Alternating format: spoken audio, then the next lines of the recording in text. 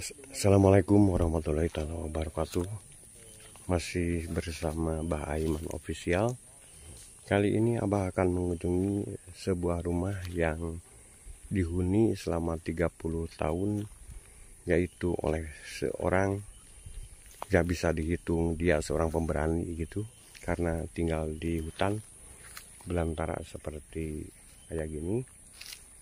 Dan juga yang Abah lihat di sini banyak juga ya tempat-tempat gaib yang bisa dihitung, angker lah tempatnya kayak begitu. Saya kali ini bersama rekan-rekan YouTube yang lain akan mengungkap apa alasan Bapak Asep tinggal di tempat seperti kayak begini, dan misteri apa yang pernah Bapak Asep alami selama tinggal selama 30 tahun di hutan model kayak begini. Nah itu sahabat semua, rumah Bapak Asep sudah kelihatan, dan alhamdulillah kelihatannya juga ada asap. Kemungkinan ya mudah-mudahan aja Bapak Asep sudah berada di rumah atau oh iya saudara, yaitu Bapak Asep sudah berbincang-bincang bersama rekan saya, dan alhamdulillah Bapak Asep tidak ada gangguan. Mungkin dia lagi istirahat atau lagi minum kopi atau lagi nyantai itu. Alhamdulillah. Ya mudah-mudahan aja Abah akan coba berbincang dengan Bapak Asep. Nah Bapak, mohon maaf saya tadi menyambung obrolan di awal ya bersama teman-teman. Nah ini kan dengar-dengar Bapak itu katanya tinggal di hutan selama 30 tahun. Nah itu awal mulanya seperti apa penjelasan dari Bapak itu? Ya awalnya yang tadi saya katakan, awalnya saya itu korban asmara lah dari Bandung. Ditinggal kawin, istri yang udah janjian waktu saya sekolah SMP, SMA, sampai ke perguruan tinggi. Saya pun juga pernah ke perguruan tinggi selama 3 tahun, ada masuk ada enggak. Berhubung saya labil, kacau pikiran saya, terus saya ngambil inisiatif untuk pergi ke hutan ini gitu. Sekarang mah hutan nggak seberapa. Waktu dulu itu yang punya rumah di hutan luar biasa, sekarang udah biasa gitu. Berhubung ada saya di sini. Nah memang yang saya lihat ini cuman ada satu rumah. Ini pun juga rumahnya Pak Asep ya Pak? Iya, iya. Berarti Pak Asep di sini dulunya hanya tinggal seorang diri berarti? Seorang diri. Nggak ada penerangan, nggak sekalipun nggak ada. Hanya kalau bahasa Sundanya itu cempor atau apa ya, damar lah. Oh, berarti istri juga belum punya berarti? Belum, waktu 10 tahun di sini. Oh berarti dulu masih bujangan? Ya.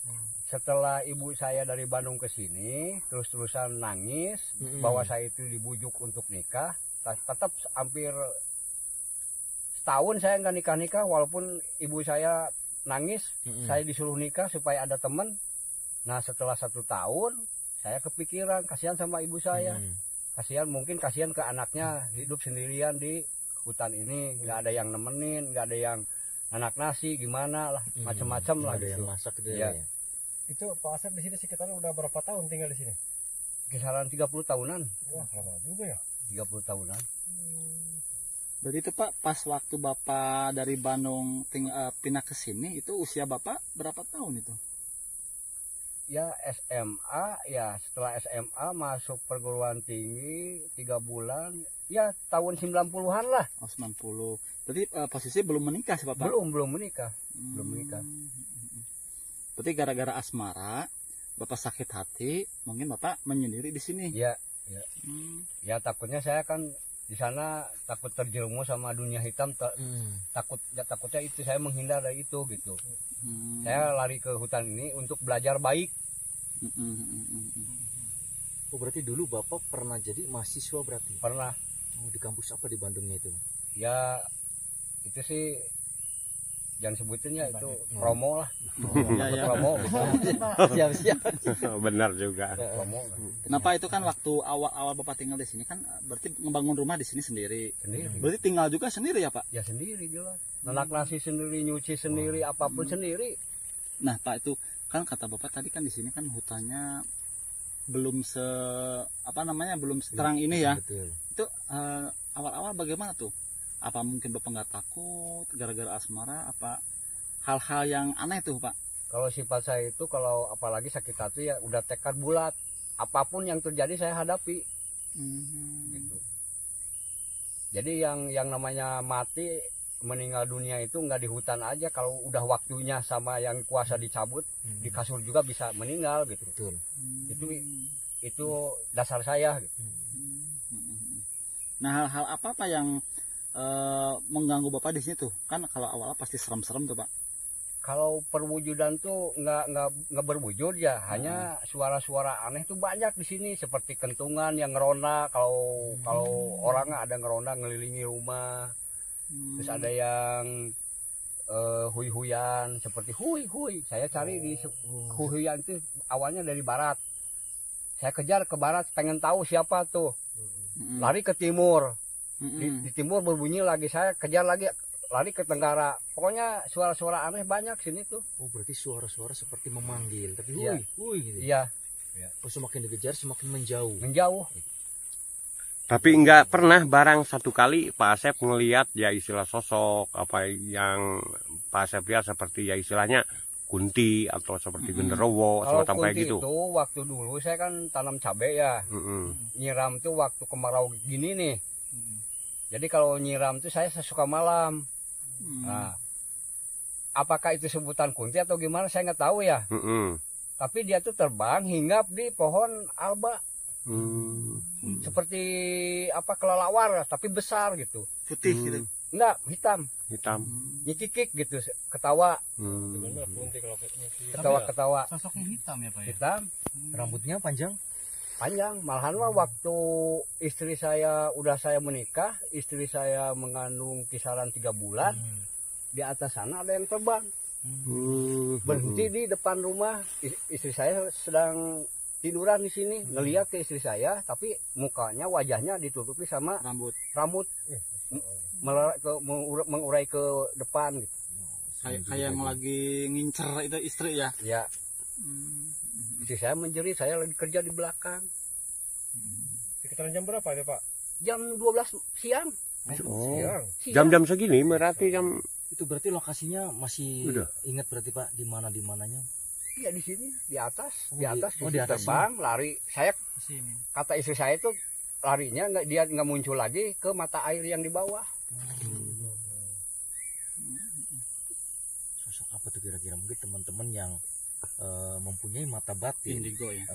mempunyai indera keenam, silakan bisa di komen di kolom komentar bahwa itu sosok apa. Kalau kuntilanak mungkin memakai baju berwarna putih, ini berwarna hitam, berambut panjang. Nah, itu kira-kira sosok apa tuh? Seperti kelelawar aja, tapi dia besar gitu. Hinggap Ada sayapnya berarti Pak? ada sayapnya. Dia sayapnya Oh. kelihatan gitu. Kalau ngewe berarti? Kalau ngewe. Saya juga.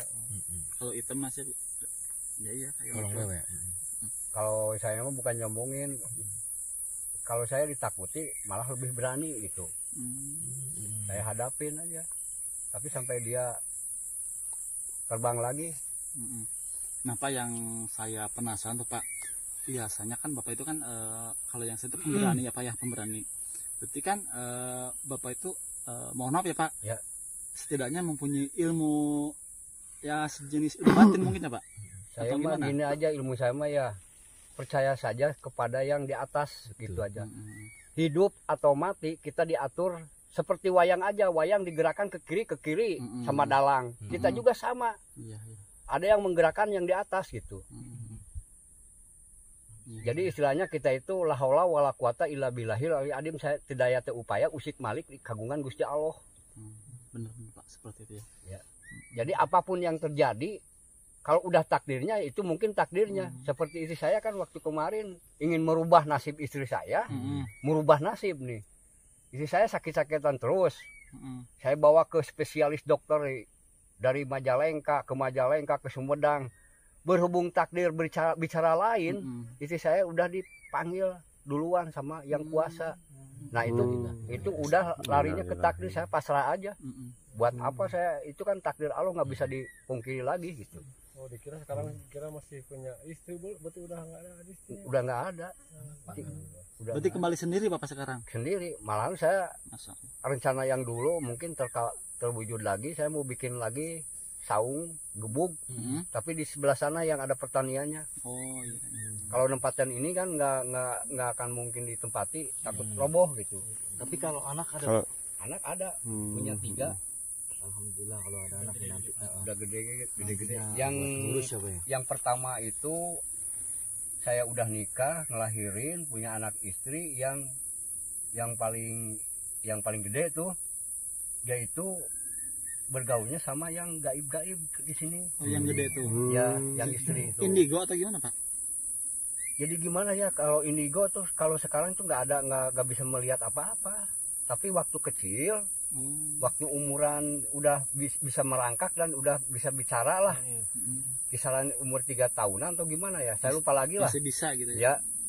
Terus wajan, tahu kan wajan kecil buat pasak-pasakan. Ditaruh sama anak saya lagi duduk di situ. Terus si wajan sendiri tuh jatuh. Terus anak saya itu bilangnya gini, "Abud, kamu nakal ngejatuhin wajan saya." Nah itu sama teman goibnya. Ya, berhubung anak saya yang paling gede itu istri ya, perempuan, takutnya kurang adaptasi sama orang. Jadi kalau ada orang di sana kesini nih, yang ada perlu ke saya, dia tuh selalu berlari ke belakang, takut. Oh, dia melihat orang takut. Iya, takut. Jadi bahaya kalau anak saya begini terus. Makanya saya inisiatif untuk pindah ke kampung gitu. Oh, awalnya berarti seperti itu. Ya. Jadi kalau dulu waktu tinggal di sini anaknya berarti kesehariannya tuh mainnya sama teman goib mungkin ya, Pak? Di sini nih, di kisaran ini, di halaman. Tapi kalau untuk sekarang itu masih suka datang nggak teman goibnya itu? Enggak pernah. Oh, sekarang udah Kan udah dinetralisir sama saya, sama orang tua saya. Nah itu Pak, selain melihat sosok tadi seperti bebek gombel, itu sering melihat sosok apa lagi itu Pak di sini Pak? Kebetulan yang dari Bandung, kakak saya yang paling gede ya, yang pertama itu kesini nengok saya. Dia foto-foto pakai HP.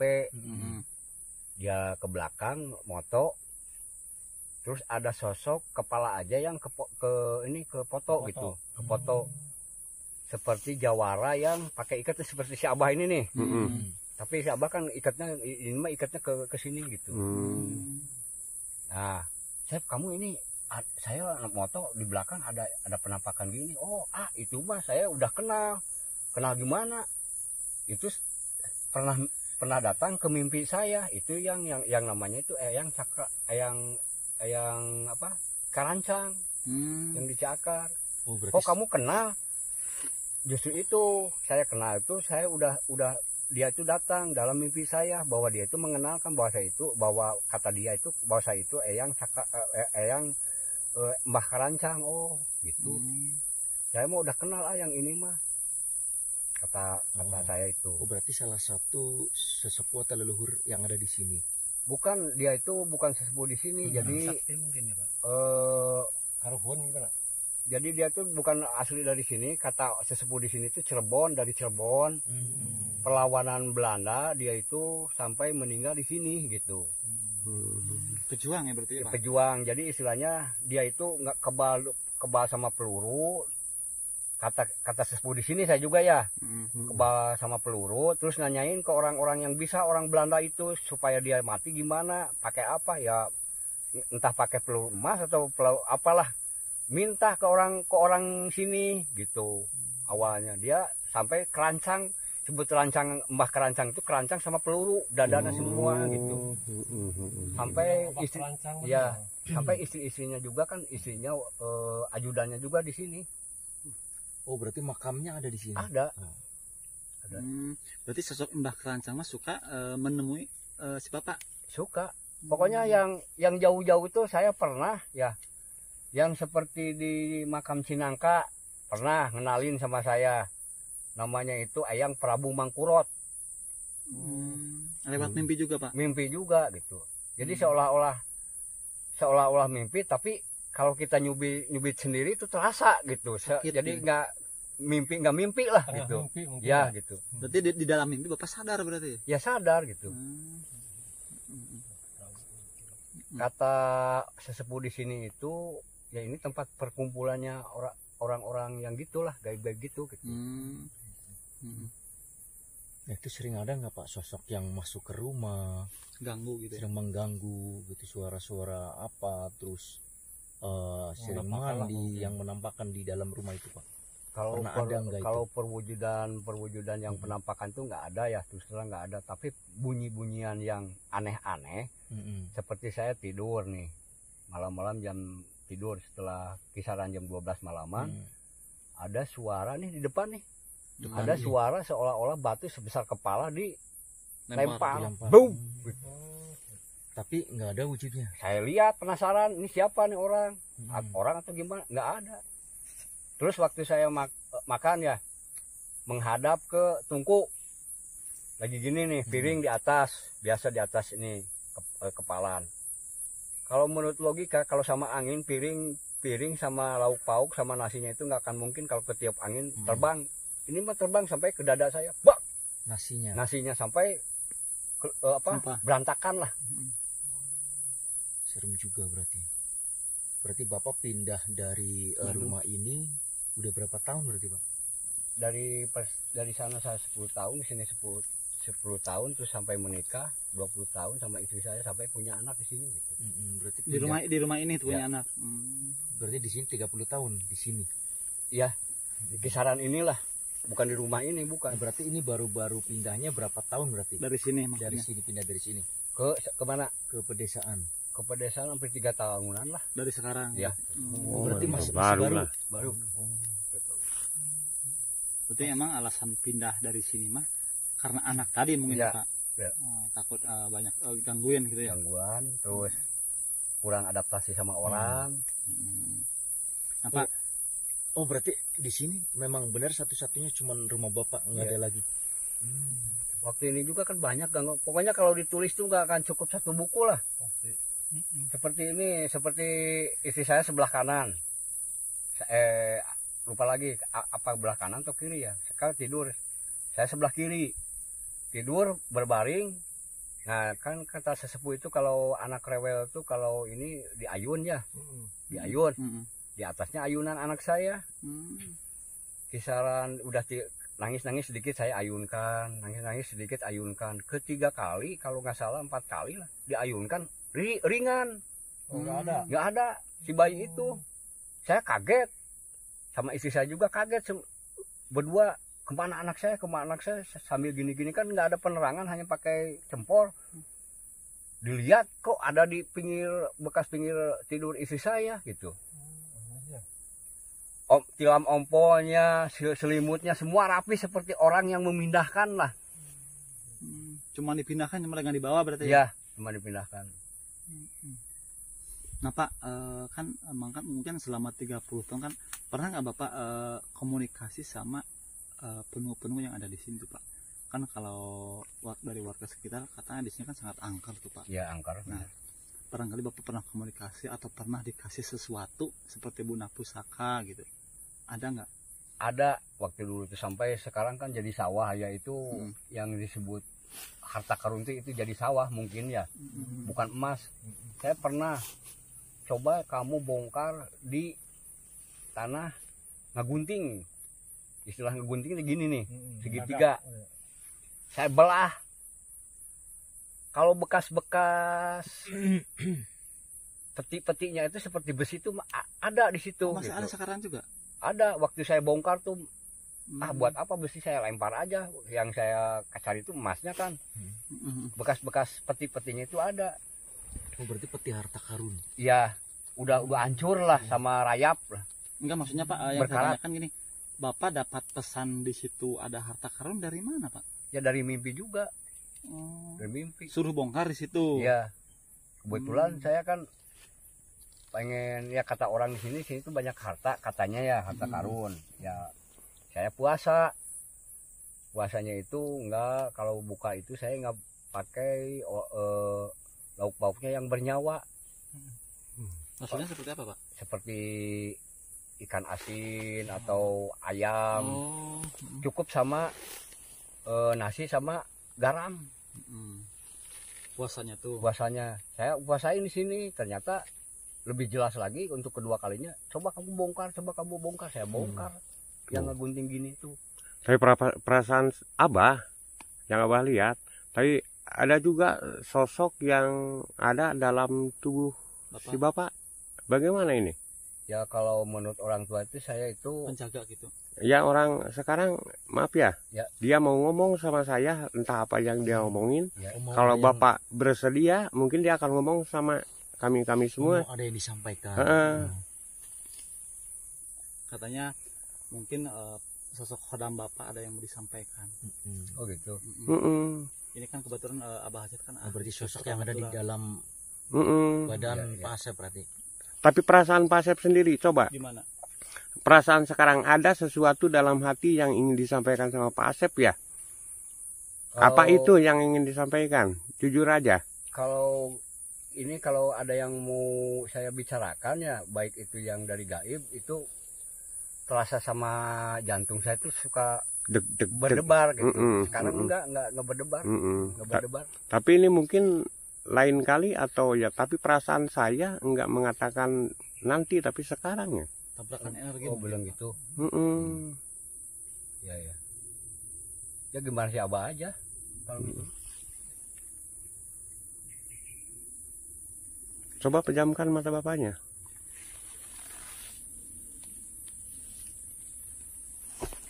Teman-teman, ada yang mau disampaikan sama penunggu yang ada di sini. Assalamualaikum. Belum masuk, Pak. Belum masuk. Oh. Belum masuk. Dia ngomong sama saya, Pak Asep sendiri yang akan manggil dia, kalau dimasukin dia nggak mau. Oh, jadi mungkin Berarti bener-bener Pak Asep ini Hebat, dia orang biasa. Belum masuk. Iya, tapi ini Pak Asep sendiri yang akan memasukkan dia, kata dia tuh saya nggak mau dimasukin orang. Dan udah ada di dalam tubuh Pak Asep katanya. Jujur aja Pak Asepnya. Iya, kalau itu mah Pak, saya sering di belakang tuh ada 2 orang. Oh, nah ini dia jujur sekarang malah. Ada 2 orang ya. Kalau nggak salah itu kata bapak saya itu ayang godog sama siapa lagi yang dari Garut tuh, ayang papak cinunuk. Oh, suka ngedampingin. Oh, mungkin itu yang akan Ya, yang suka ngedampingin saya dari belakang tuh. Oh, berarti sekarang juga ada, Bah. ya ada lah. Orang kata Abah juga, ini di dalam tubuh Pak Asep itu ada yang dia mau omongin, cuman ya istilahnya dia nggak mau dan menolak dimasukin. Orang katanya dia, saya udah ada dalam tubuh Pak Asep, kata itu. Kelas-kelasnya beda ya. Beda lah orang. Ya. Kalau Pak Asep ya istilahnya orang biasa ya mungkin yang biasa. Tapi kalau ini Pak Asep kan orangnya luar biasa lah. Spesial lah mun ieu. Tadi Abah Hajat berusaha untuk berkomunikasi dengan salah satu yang ada di badannya Pak Asep, cuman tidak mau ya, katanya harus sama Pak Asepnya katanya. Pak Asep sendiri. Mungkin teman-teman saya potong, mohon maaf. Ini kan durasi sudah mulai cukup panjang ya. Nanti kita lanjut di video selanjutnya gimana? Biar penonton mantengin terus. Siap lah. Ya, gimana? Siap. Ini udah 22 menit soalnya. Kelamaan. Maksudnya biar penonton nanti press lagi di konten kita kedua ya Pak ya. Jadi nanti apa sih nanti yang akan mau disampaikan gitu ya. Oleh sosok khodam pendamping Bapak Asep ya Pak. Terima kasih ya Pak. Ya. Hatur nuhun Pak Asep. Selalu sehat ya Pak. Amin.